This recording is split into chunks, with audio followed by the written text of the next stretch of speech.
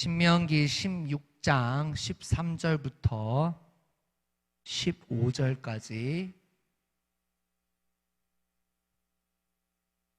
신명기 16장 13절부터 15절 말씀 우리 다 함께 읽겠습니다. 너희 타작마당과 포도주 틀에 소출을 거두어 들인 후에 이레 동안 초막절을 지킬 것이요 절기를 지킬 때에는 너와 내 자녀와 노비와 내 성중에 거주하는 레위인과 객과 고아와 과부가 함께 즐거워하되 내 하나님 여호와께서 택하신 곳에서 너는 이레 동안 내 하나님 여호와 앞에서 절기를 지키고 내 하나님 여호와께서 내 모든 소출과 내 손으로 행한 모든 일에 복 주실 것이니 너는 온전히 즐거워할지니라. 아멘. 아버지 하나님 감사합니다. 오늘 이 거룩한 주일날 주의 말씀을 듣기를 원합니다. 오직 주님만 말씀하여 주옵소서. 감사드리며 예수님의 이름으로 기도드립니다. 아멘.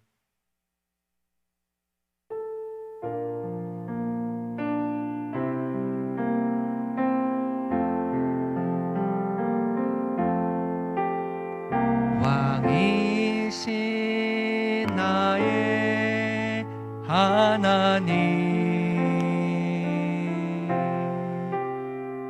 내가 주를 높이고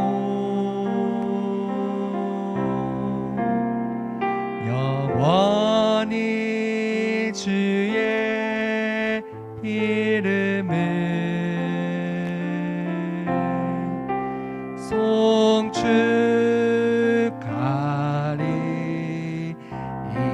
송축하리이다. 왕이신 나의 하나님, 내가 주를 높이고 영원히 주의 이름을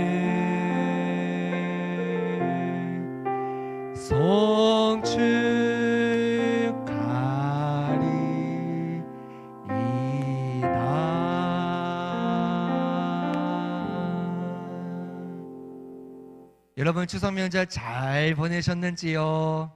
이렇게 명절 잘 보내고 주일날 모여 함께 예배하게 되어 얼마나 감사합니까? 여러 어른들이 계시고 가족들이 있다는 것은 우리의 인생에 커다란 울타리 역할을 해줍니다. 추석은 우리나라의 고유 명절로서 핵곡식과 핵과일을 먹으며 즐거워하고 온 가족이 한자리에 모여서 그동안의 정담을 나누는 절기죠.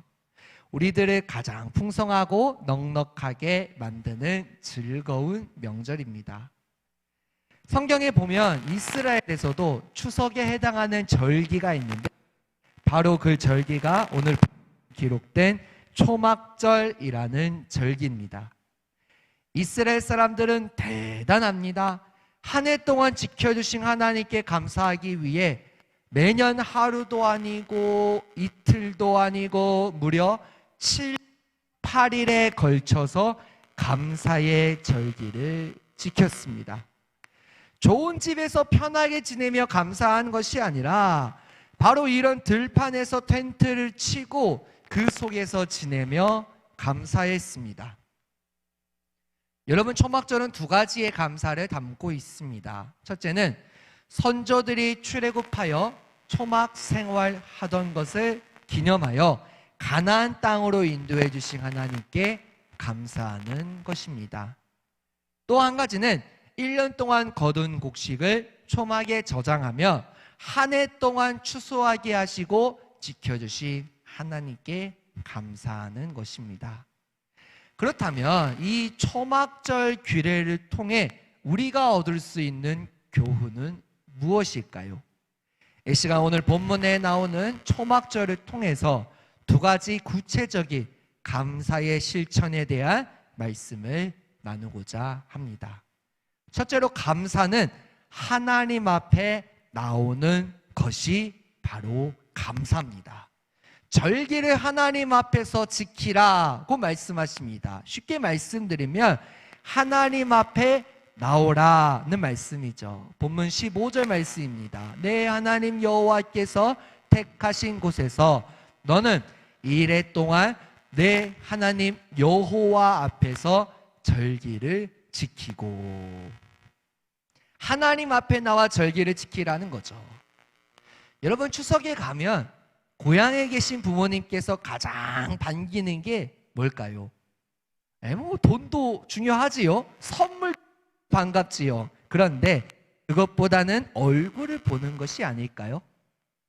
손주들 얼굴 보면 너무 반갑지요. 마찬가지입니다. 하나님께서도 하나님의 자녀인 우리의 얼굴을 보기를 원하십니다. 우리는 저마다 유일한 독특한 하나님의 작품입니다. 남과 비교하여 덜 감사할 것도 없고 더 감사할 것도 없습니다. 있는 모습 그대로 만족하며 내 모습 그대로 하나님께서 기뻐 받아주실 것을 확신하며 주님 앞에 나아가야 합니다. 자, 그렇다면 주님 앞에 나아가라고 말씀드렸습니다. 우리가 어떻게 나아가야 할까요? 하나님께 원망과 불평이 아닌 감사함으로 나아가야 합니다. 자, 아주 맑은 연못에 개구리들이 모여 살고 있었습니다. 이 개구리들은 평범한 삶에 늘 지루함을 느꼈어요. 그래서 어느 날 하늘을 향해 이렇게 간구했습니다. 저희들에게 좋은 선물을 보내주세요. 그 후 연못에 갑자기 커다란 통나무가 떴습니다. 그때부터 개구리들은 이 통나무 주변에 모여들었어요. 그 주변에 벌레들이 너무 많거든요. 개구리들이 좋아하는 벌레들이요. 그래서 맛있는 먹이를 먹습니다. 그런데 이 개구리들이 며칠이 지나자 반응이 시들해진 거예요. 그동안 맛있게 먹은 벌레들의 실증을 느낀 것입니다. 그래서 이 통나무에 대해 불만을 품고는 아까 하늘을 위해 하늘을 향해 간구했던 개구리가 다시 한번 하늘을 향해 이렇게 간구했습니다. 좀 더 멋있는 선물을 주세요. 그 후 연못에 식욕이 왕성한 큰 뱀이 나타났습니다. 내 개구리들은 뭣도 모르고 이 물뱀을 크게 환영했어요. 먹이인 줄 알았던 거죠. 이 말도 안 되는 이야기죠. 근데 물뱀은 개구리들을 닥치는 대로 잡아먹었습니다. 결국에는 그 연못의 개구리들은 한 마리도 살아남지 못합니다. 단순한 우화입니다. 하지만 우리 주변에 이런 일이 쉽게 일어날 수 있는 일입니다. 왜 그럴까요? 있는 모습 그대로의 삶에 만족하지 못하기 때문입니다. 여러분, 우리 가운데 살다 보면 감사보다는 원망과 불평이 더 많을 때가 있습니다. 우리만 그렇게 했습니까? 이스라엘 백성들도 마찬가지였습니다. 초막절을 항상 지켜왔던 그들도 7박 8일이나 하나님의 형식적으로 나와 감사를 표현했던 그들도 마찬가지였습니다. 하나님께서 430년 동안이나 억압받아왔던 이스라엘 백성들의 신음소리를 들으셨고 한 사람 모세를 보내주셨습니다. 그 모세를 통해서 그들을 구원하셨습니다. 10가지 재앙을 보여주셨습니다. 하나님의 을 보여주셨어요. 홍해를 가르셨습니다. 낮에는 구름 기둥, 밤에는 구름 기둥, 밤에는 불 기둥으로 그들을 인도하셨습니다. 아침에는 만나, 저녁에는 메추라기로 그들을 먹이셨습니다. 목마른 그들에게 반석에서 생수가 나오게 하셨습니다. 그 외에도 출애굽기에 보면 하나님께서 얼마나 이스라엘 백성들을 사랑하셨는지 그들을 끝까지 인도하신 여러 가지 표적들이 기록되어 있습니다. 그런 표적들을 본, 그런 기적들을 본 이스라엘 사람들의 반응은 어땠을까요? 아, 홍해를 가르셨구나. 아, 만나와 메추라기를 주셨구나. 아침에는 구름 기둥, 밤에는 불 기둥으로 우리를 인도하셨구나. 아, 이렇게 우리가 하나님께 감사할 것이 많구나. 하나님께 감사하자라고 했을까요? 아닙니다. 그들은 모세를 대적합니다. 바로 그것이 하나님을 대적한 것이죠. 출애굽기 17장 2절 말씀에 백성이 모세와 다투어 이르되 우리에게 물을 주어 마시게 하라. 모세가 그들에게 이르되 너희가 어찌하여 나와 다투느냐? 너희가 어찌하여 여호와를 시험하느냐? 하나님께 감사함으로 구하면 들어주시고 바로 해결해 주실 텐데 그들은 화부터 먼저 내고 불평하며 지도자에게 원망합니다. 이처럼 바다를 건너고 기적을 체험한 이스라엘 백성이었지만 그들은 받은 은혜를 잊어버렸습니다. 왜 그렇게 사람이 원망할까요? 왜 그렇게 사람이 불평할까요? 그동안 지켜주시고 그동안 인도해 주신 하나님의 은혜만 생각하면 감사의 고백이 나오는 게 당연하지 않습니까? 얼마나 많은 기적을 보여주셨습니까? 나는 권능의 하나님이다. 나는 너희의 하나님이다. 이제부터 너희는 내 백성이다. 얼마나 그들을 사랑하셨어요. 그런데 왜 그렇게 사람은 원망할까요? 잠언 19장 3절 말씀입니다. 사람이 미련함으로 자기 길을 굽게 하고 마음으로 여호와를 원망하느니라. 성경에서 분명히 말씀하십니다. 하나님께 원망하고 자기 길을 굽게 하는 사람은 미련한 사람이다. 자, 하나님을 왜 원망한다고요? 사람이 미련하기 때문이에요. 감사가 아니라 원망이 나온다는 거예요. 그런 사람은 자기 길을 굽다라고 말씀하세요. 이 말씀이 무슨 뜻일까요? 스스로 길을 잘못 들었다는 거예요. 사람이 미련합니다. 그래서 자기가 갈 길을 스스로 잘못 들어요. 하나님께서는 올바른 길로 인도하셨어요. 이스라엘 백성들을 올바른 길로 인도하셨습니다. 그런데 그들이 하나님께 원망하면서 그들이 스스로 길을 잘못 들었다는 거예요. 마음으로 원망한 것이 아니라 그게 입술로 나왔다는 거죠. 명절이 지나고 이 주일날 교회에 나오신 여러분은 어떻습니까? 지난 명절에 하나님께 감사하고 부모님에게 감사하는 감사의 명절이셨습니까? 오늘 예배의 자리에 나온 여러분 잘하셨습니다. 뭘 잘했냐고요? 이 시간 하나님께 나오셨잖아요. 하나님께 나오는 것을 하나님께서는 기뻐하십니다. 그러나 여러분, 단순히 자리에 앉아있는 것에 그치지 마시고 여러분 삶 가운데 돌아가실 때 원망과 불평을 십자가 아래 내려놓고 감사함으로 나온 여러분이 되기를 하나님께서는 원하십니다. 하나님께서는 감사함으로 있는 모습 그대로 주님 앞에 나오는 것 기뻐하십니다. 자, 첫째로 감사는 하나님 앞에 나오는 것이다 라고 말씀드렸습니다. 둘째로 감사는 하나님 앞에 믿음을 드러내며 다 함께 즐거워하는 것입니다. 구약 성경 레위기에 보면 여러 가지 제사들이 나오는데요, 하나님께서는 이스라엘 백성들에게 5가지의 제사를 말씀하십니다. 번제, 소제, 화목제, 속죄제, 속건제 등이죠. 자, 이 중에서 잠깐 화목제에 대해 살펴보고자 합니다. 다른 제사들은요, 제사 후 남은 몫은 오직 제사장들만 먹을 수 있는 제사였지만 화목제는 그렇지 않았어요. 화목제는 하나님과 사람 사이의 화평을 위한 제사였어요. 하나님의 은혜에 감사하는 제사입니다. 이 화목제는요, 모든 제사 중에서 유일하게 제사장들만 남은 몫을 먹는 게 아니라 일반 백성들도 다 함께 나와 그 음식을 먹을 수 있는 제사였어요. 화목제의 제사의 목적은요, 하나님께 감사하며 그분께 잔치를 벌이는 거예요. 근데 나 혼자 즐기는 것이 아니라 다 함께 나와 잔치를 벌이는 것이 바로 화목제의 목적이었다는 거죠. 화목제는 감사의 제사입니다. 하나님께서 주신 은혜에 감사하며 드리는 제사입니다.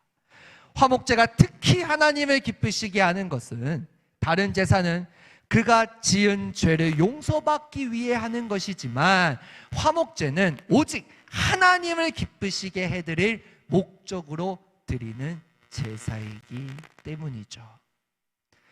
그렇다면 하나님께 감사하며 드리는 제사이니 그냥 감사제라고 하면 되잖아요. 아니, 왜 화목제라고 했을까요? 그것은 이 감사제를 통해서 하나님과 그 제물을 드린 자와의 관계가 화목하게 회복되었기 때문입니다. 자, 이 화목제 하면은 우리는 예수님을 생각해야 돼요. 우리는 죄인입니다. 하나님께 가까이 나아갈 수 없는 죄인이에요. 이스라엘 백성들이 하나님의 음성을 듣기를 원했어요. 그들은 정결 규례로 열심히 하나님의 음성을 들을 준비를 합니다. 하나님께서 시내 산에서 말씀하십니다. 그런데 그들의 반응은 너무나 두려웠어요. 말씀하시지 마소서, 우리가 죽겠나이다. 차라리 모세 당신이 들으세요. 함부로 하나님 앞에 나아갈 수 없었어요. 그런데 사랑이 많으신 하나님, 사랑 그 자체이신 하나님께서는 단 한 번의 화목제물로 말미암아 예수님께서 십자가에서 드린 화목제물로 말미암아 우리와 하나님과의 관계를 화목시키셨어요. 그래서 우리가 지금 여기에 나와 주님 앞에 예배를 드리지 않습니까? 하나님을 아버지라고 고백하지 않습니까? 하나님께서 그에게 은혜를 베풀어 주셨기에 드리는 감사의 제사라고 말씀드렸습니다. 그 제사로 인하여 더욱더 하나님과의 관계가 돈독해지는 것이죠. 이 화목제는요, 식사의 제사라고도 불리워지기도 합니다. 하나님께서는 하나님과 화목된 자가 그 이웃과도 화목하게 되기를 원하십니다. 우리가 십계명을 알고 있습니다. 이제 1계명부터 10계명까지가 10계명이잖아요. 1계명부터 4계명은 하나님 사랑에 대한 계명이에요.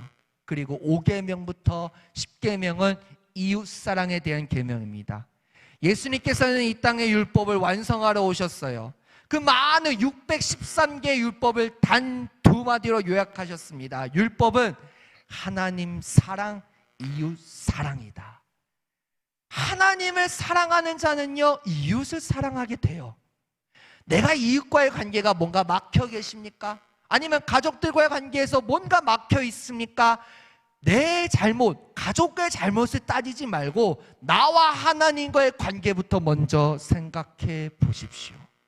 하나님과의 관계가 화목하면 이웃과의 관계는 당연히 화목할 수밖에 없어요. 왜? 하나님을 사랑하는 자는 이웃을 그 누가 뭐라고 해도 사랑하기 때문이죠.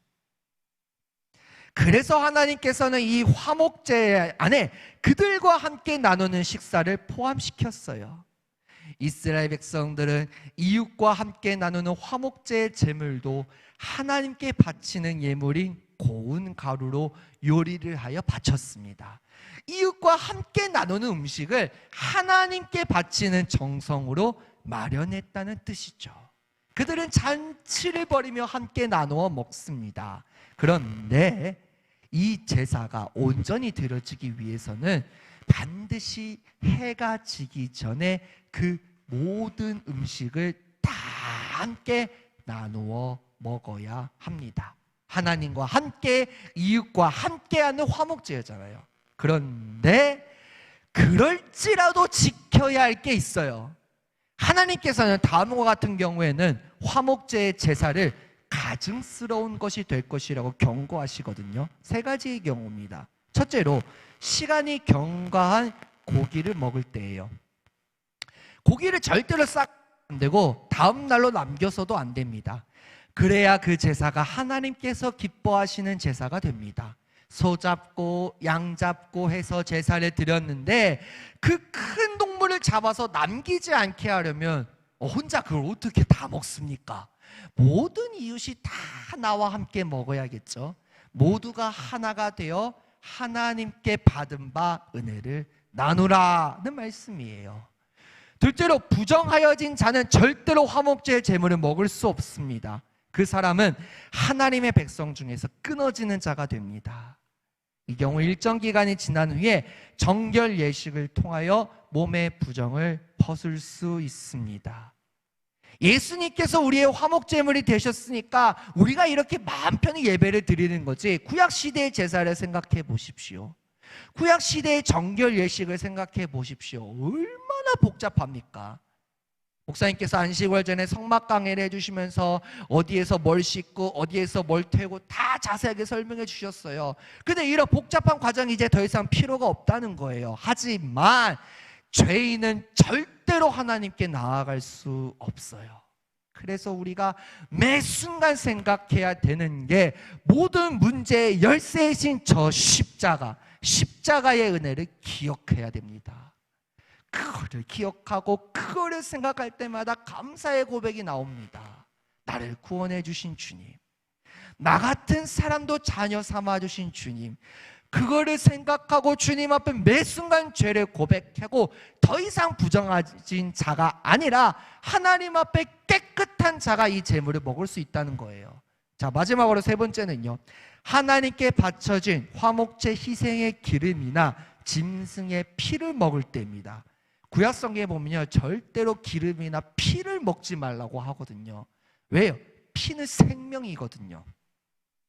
화목제의 고기는 제사를 드리는 자와 그와 함께하는 가족이나 친지가 함께 나누어 먹습니다. 그러나 그 희생제물의 기름과 두 콩팥은 제단에서 불살라 화제로 하나님께 드려야 합니다. 제가 여러 가지 경우를 말씀드렸습니다.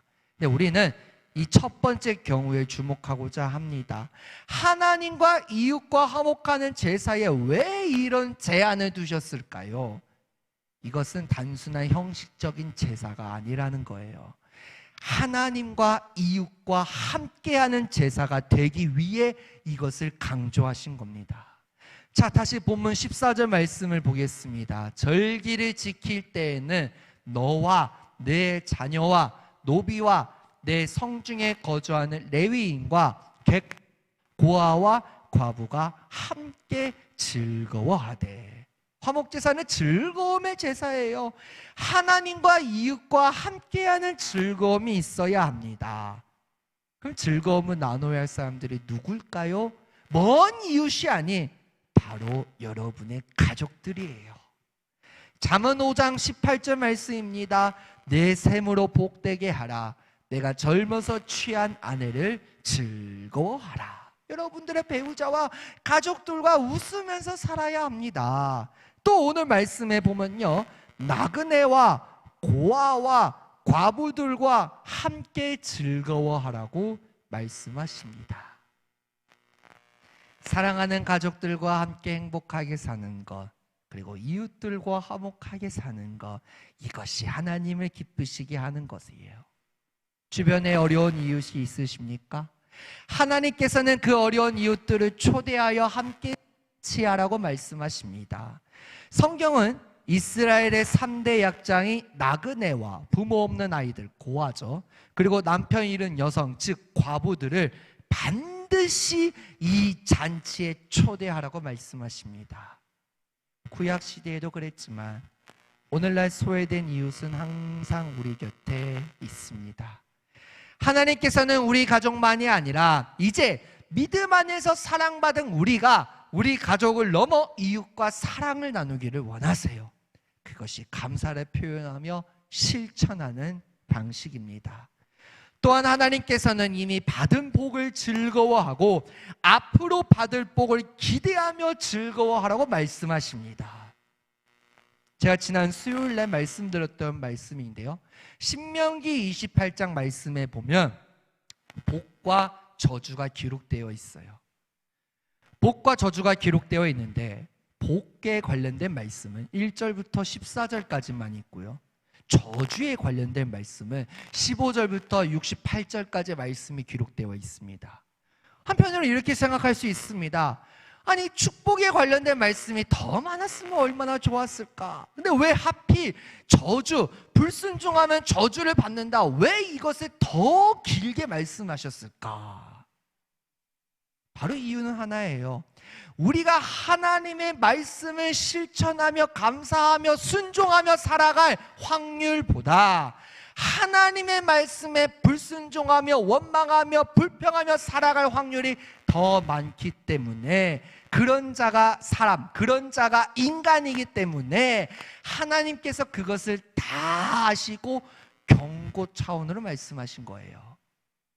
그러나 우리 하나님께서는요, 절대로 우리가 못 살고 못 먹고 못 되게 하시는 분이 아니세요. 아버지시잖아요. 사랑 그 자체시잖아요. 하나님께서는 이미 여러분이 받을 복을 준비하고 계십니다. 당장이라도 복을 주기를 원하세요. 복 받을 그릇까지 복을 주신다고 말씀하시거든요. 신명기 28장에 보면. 여러분, 우리가 받을 복을 미리 기대하세요. 그러기 위해서는요, 단 하나만 하면 됩니다. 하나님 앞에 감사하십시오. 감사할 수 없는 상황에서라도 작은 것부터, 사소한 것부터 감사하십시오. 이스라엘 백성들이 지나고 보니 이 모든 것이 하나님의 은혜였구나라고 깨닫게 되고 초막절을 지키는 거거든요. 온전한 화목제물을 드리며 하나님과 이웃과 함께 기뻐하는 사람에게 주시는 복은 바로 하나님께서 앞날의 미래의 복을 주십니다. 본문 하반절 말씀입니다. 내 하나님 여호와께서 내 모든 소출과 내 손으로 행한 모든 일에 복 주실 것이니 너는 온전히 즐거워할지니라. 여러분, 여기까지 오면서 하나님께 복을 많이 받으셨습니까? 또한 앞으로 살아가면서 하나님께 더 크고 더 좋은 복을 많이 받게 될 것을 기대하십니까?